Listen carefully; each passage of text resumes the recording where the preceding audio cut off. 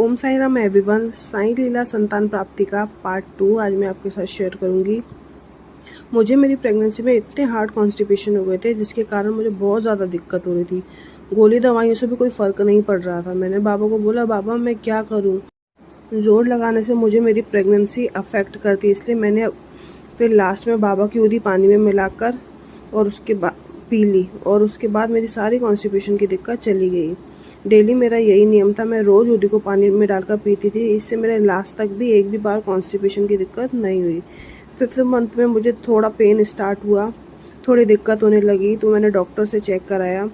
उसने बोला कि आपको मिसकैरेज होने वाला है, एक बार आप सोनोग्राफी करवा लो। गुरुवार का दिन था, मुझे टेंशन हो गई थी।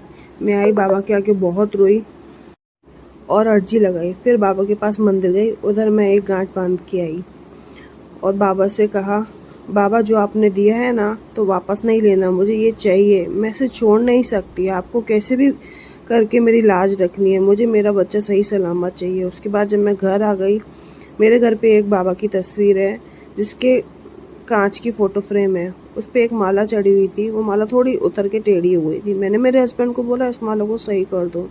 उन्होंने माला भी सही की और उसे साफ़ करने के लिए एक कपड़ा उठाया। जैसी तस्वीर साफ़ की उसका कांच टूट गया और फिर मैं फिर थोड़ी टेंशन पे आ गई। पर मेरी मम्मी ने उसी टाइम बोला कि तू टेंशन ना ले, बाबा ने तेरी पीड़ा अपने ऊपर ले ली है। नेक्स्ट डे जब मैं सोनोग्राफी करा के डॉक्टर के पास गई, उसको रिपोर्ट दिखाई, उसने बोला सब कुछ नॉर्मल है, एवरीथिंग इज़ ओके। उसके बाद डॉक्टर ने पर मुझे फुल बेड रेस्ट बोल दिया था। अब फुल बेड रेस्ट के लिए मुझे एक मेड की नीड थी, पर मेरे बजट में मेड रखना पॉसिबल नहीं था।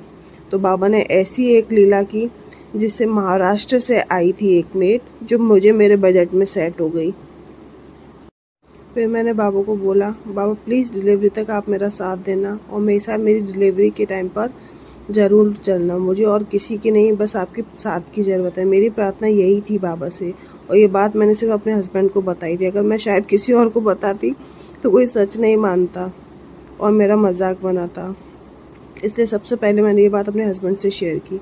मेरी डिलीवरी से एक रात पहले मुझे नींद नहीं आ रही थी और ना ही मेरे बेटे को। हमने पूरी रात टाइम स्पेंड किया, मूवीज़ देखी और नेक्स्ट डे मॉर्निंग में हम दोनों फिर सो गए। अचानक सुबह 9-10 बजे के अराउंड मुझे एक सपना आया कि एक बेटा और बेटी मेरी गोद में बैठे हुए हैं, और अचानक ही सपना ख़त्म हो गया।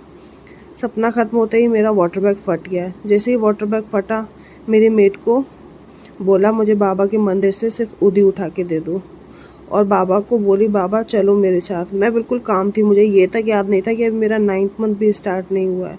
अगर ऐसे याद होता तो मैं टेंशन में आ जाती, मुझे याद ही नहीं था और ऐसे मेरे साथ हो गया। फिर हम डॉक्टर के पास भागे। ऑपरेशन रूम के बाहर मैंने बाबा को फ़ोटो में देखा, जिससे मुझे तसल्ली हो गई कि बाबा मेरे साथ आए हैं मेरी डिलीवरी पर। अब सब कुछ अच्छा होगा, मुझे बिल्कुल टेंशन नहीं थी, मैं बिल्कुल काम हो गई थी। मुझे बिल्कुल भी डर नहीं था किसी चीज़ का। मेरा ऑपरेशन हुआ बिना किसी दिक्कत के, बिना किसी परेशानी के। अच्छे से मेरी डिलीवरी हो गई थी और मुझे एक बेटा और बेटी हुआ। बच्चों का वज़न यूजुअली थोड़ा कम था और ट्विंस को ज़्यादातर NICU में रखा जाता है, पर मेरी बाबा से प्रार्थना थी कि बाबा मेरे बच्चे को NICU में ना रखा जाए, वह बिल्कुल भी पूरी तरह से स्वस्थ हो।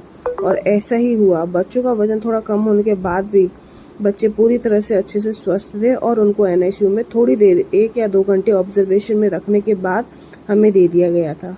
तो यही थी मेरी साईं लीला, जो जितनी भी कही जाए कम है, क्योंकि बाबा ने मुझे वो सब दिया जो मैं चाहती थी और मुझे हर तरह से तसल्ली दी।